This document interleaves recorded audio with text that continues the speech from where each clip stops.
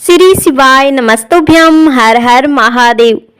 जय माता दी। नवरात्रे शुरू होने वाले हैं और इस वीडियो पर जो भी आए हैं वो सबसे पहले दिल से जय माता दी जरूर बोले और कमेंट बॉक्स में भी जय माता दी लिखें। चलिए आज का वीडियो शुरू कर लेते हैं क्योंकि आज का वीडियो है नवरात्रि स्पेशल।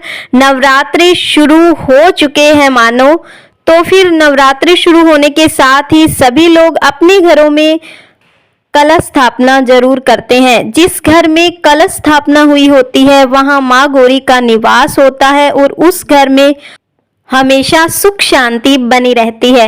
लेकिन क्या आप जानते हैं कि जो हम कलश की स्थापना करते हैं वह एकदम विधि विधान से करनी चाहिए। हमें शास्त्रीय विधि से कलश की स्थापना करनी चाहिए, क्योंकि यदि हम गलत तरीके से कलश की स्थापना करते हैं तो फिर माता रानी का निवास नहीं होता है, हमारी माता रानी प्रसन्न नहीं होती है। तो हमें विधि विधान का ध्यान रखते हुए कलश की स्थापना करनी है। तो आज के वीडियो में आपको सही तरीके से कलश स्थापना कैसे करनी है इस बारे में आपको संपूर्ण जानकारी मिलेगी। तो वीडियो को लास्ट तक जरूर देखिएगा। आपको पसंद आए तो ही लाइक कीजिएगा और चैनल अगर आपको अच्छा लग रहा है तो फिर चैनल को सब्सक्राइब भी कर दीजिएगा। सबसे पहले कलश स्थापना के लिए हमें उचित स्थान देखना है, फिर उस जगह को अच्छे से साफ करना है। साफ करने के बाद वहां पर थोड़ा सा गंगा जल डाल दीजिए ताकि वह जगह शुद्ध हो जाए। उसके बाद विशेष ध्यान देने वाली बात यह है कि हमें गाय के गोबर की आवश्यकता होगी, क्योंकि गाय हमारी माता होती है और गाय में 33 कोटि देव निवास करते हैं। इसलिए गाय का गोबर बहुत ही शुभ माना जाता है और कहते हैं कि गाय के गोबर में माँ लक्ष्मी का निवास होता है। यदि हम जिस स्थान पर कलश स्थापना कर रहे हैं उस स्थान को गाय के गोबर से पोत देते हैं तो कहा जाता है कि माँ लक्ष्मी प्रसन्न होती है और आपके घर परिवार में माँ लक्ष्मी की कृपा हमेशा बनी रहती है। तो हमें क्या करना है, थोड़ा सा देसी गाय का गोबर चाहिए और उस गोबर से उस स्थान को थोड़ा सा पोत लेना है। उसके बाद वहां पर आपके पास मिट्टी है, चाहे बालू मिट्टी है या फिर किसी नदी की बालू मिट्टी है तो बहुत ही अच्छी बात है। और अगर किसी पवित्र नदी की बालू रेत नहीं है तो कोई बात नहीं, जो भी आपके पास शुद्ध मिट्टी है उसके अंदर आप थोड़ा सा गंगा जल डाल लीजिए, वह भी शुद्ध हो जाएगी।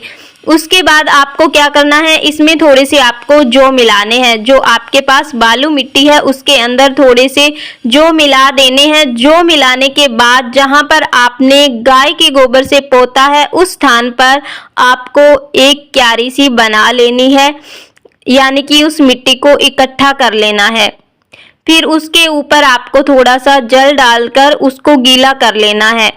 चलिए ये तो हो गया कलश स्थापना के लिए स्थान तैयार। अब आपको कलश तैयार करना है।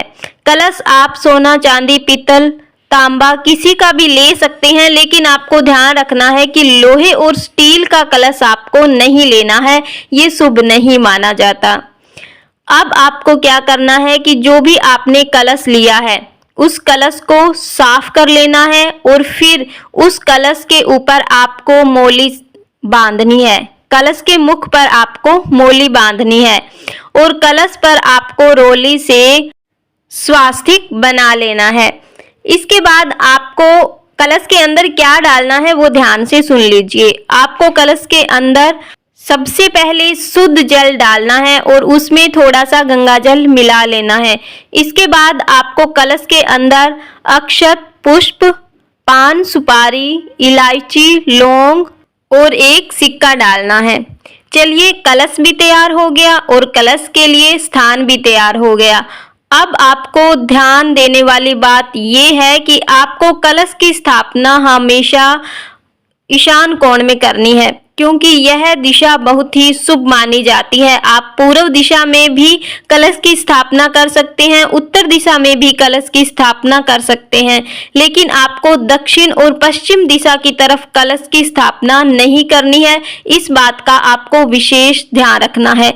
इसके साथ साथ आपको कलश स्थापना के लिए जो शुभ मुहूर्त है उसका भी ध्यान रखना है, क्योंकि कलश की स्थापना शुभ मुहूर्त पर की जाए तो माता रानी की कृपा आप पर बनी रहेगी। तो चलिए शुभ मुहूर्त भी जान लेते हैं नवरात्रि कलश स्थापना 2023 का। इस वर्ष शारदीय नवरात्रि की शुरुआत 15 अक्टूबर रविवार के दिन हो रही है। ऐसे में घट स्थापना का शुभ मुहूर्त सुबह 6:21 से सुबह 10:12 तक रहेगा। वहीं घट स्थापना अभिजीत मुहूर्त भी जान लेते हैं, जो कि सुबह 11:44 से 12:30 तक रहने वाला है। तो आपको इसी शुभ मुहूर्त में कलश की स्थापना करनी है और माता रानी का आशीर्वाद प्राप्त करना है। उम्मीद है कि आपको ये जानकारी अच्छे से समझ में आ गई होगी और आप भी इसी शुभ मुहूर्त में घट स्थापना करेंगे और माता रानी का आशीर्वाद प्राप्त करेंगे। आज के लिए बस इतना ही, मिलते हैं अगले वीडियो में। तब तक के लिए जय माता दी, श्री शिवाय नमस्तुभ्यम, हर हर महादेव। धन्यवाद वीडियो पूरा देखने के लिए।